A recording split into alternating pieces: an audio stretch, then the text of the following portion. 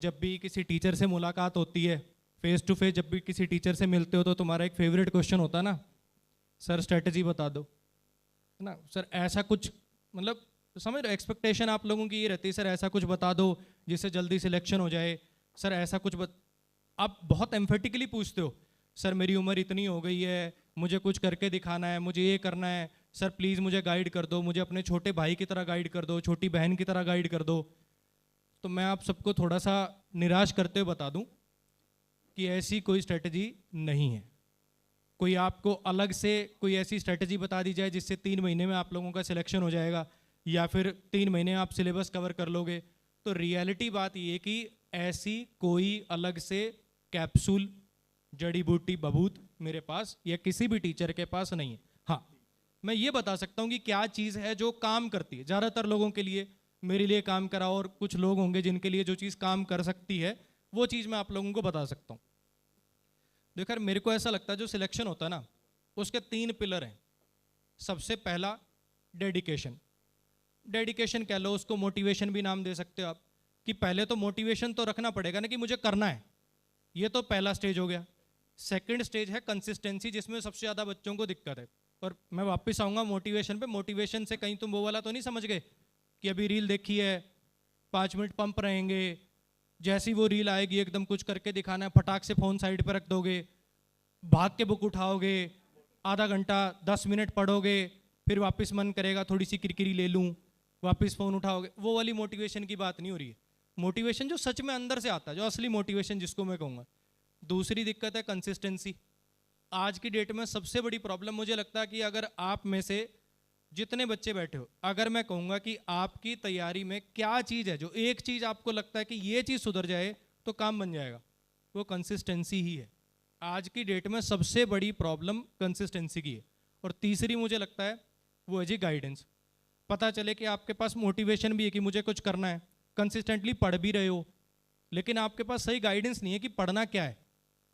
बहुत बार हो सकता ना, क्योंकि बच्चे अक्सर क्या ना, सलाहें बहुत लेते हैं, उससे सलाह ले ली, दोस्त से सलाह ले ली, एक टॉपर का इंटरव्यू सुन लिया, हर दूसरे दिन वो स्ट्रेटेजी चेंज कर पढ़ रहा है, वो 10-10 घंटे पढ़ रहा है, लेकिन उसको एक सही ट्रैक ही नहीं पता कि मेरे को क्या पढ़ना है और क्या छोड़ना है।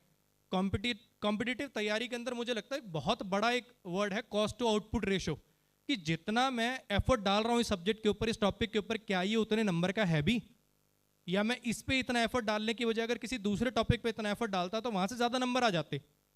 इसका सबसे बड़ा एग्जाम्पल आप लोगों ने देखा होगा, कुछ भोले बालक होते हैं जो रोज सुबह करंट की लाइव क्लास देखते हैं, और एक टीचर की नहीं, 3-3 टीचर की। पहले एक सर की वीडियो देखेंगे, फिर एक मैडम आती हैं उनकी वीडियो देखेंगे, फिर एक और सर आते हैं उनकी वीडियो, 3 बार वो करंट की लाइव क्लास देखता है, और रोज ऐसे कॉपी पेन उठा के बैठता है और वो सोचता है कि मैं पढ़ रहा हूँ, मैं तो बहुत एफर्ट्स कर रहा हूँ, मैं तो बहुत मेहनत कर रहा हूँ, लेकिन क्या उसका कॉस्ट टू आउटपुट रेशियो उतना है?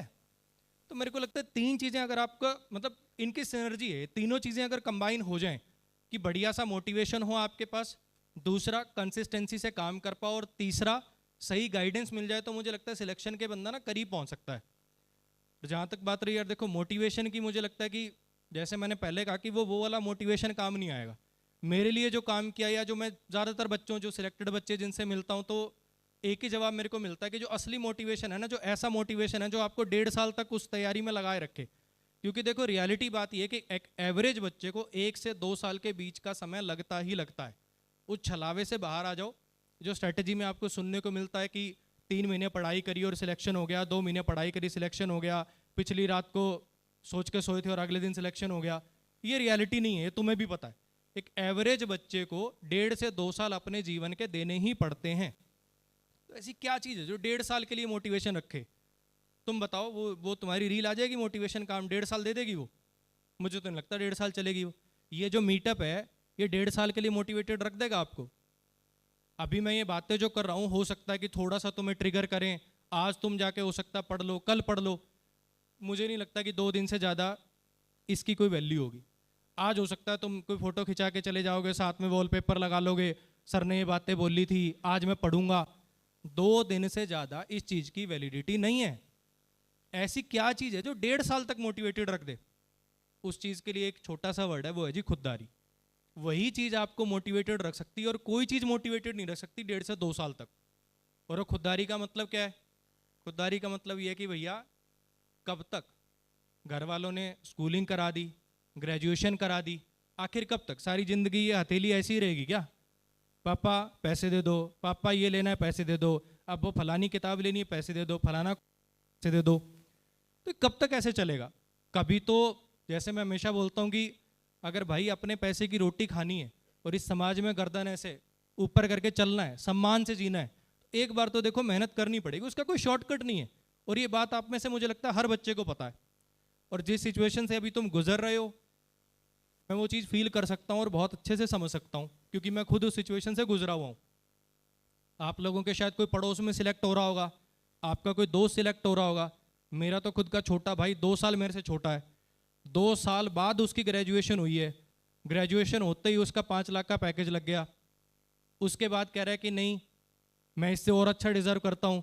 गेट की तैयारी करी उसने फाइनल ईयर में 6 महीने, ऑल इंडिया रैंक लेके आ गया गेट में 46। इंडियन ऑयल में उसका सिलेक्शन हो गया, पैकेज लग गया उसका 12 लाख का।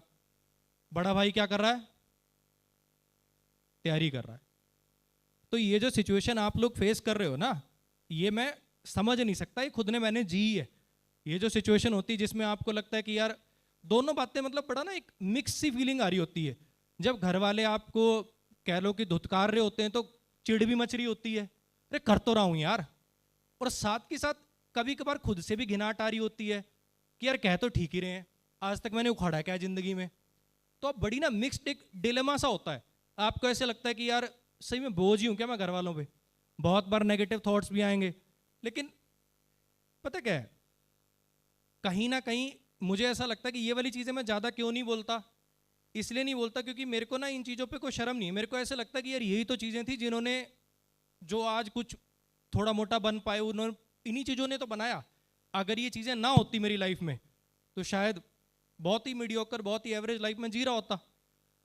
एक 8,000 की नौकरी को तरस रहा था क्योंकि मैंने खर्चा कैलकुलेट किया टोटल कि भैया ये रेंट देना है, अच्छा ये खाने का खर्चा लगेगा, अच्छा इतने दिन बाद ये कपड़े, ये सारी चीज़ों का टोटल 8,000 में सर्वाइवल हो सकता है।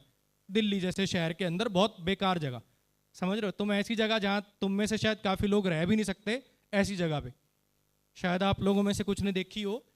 मुखर्जी नगर से आगे गोपालपुर नाम से गांव है, देखा किसी ने? तो वहाँ रहता था मैं। मतलब अब तो पता नहीं वो कैसा है, मुझे नहीं पता।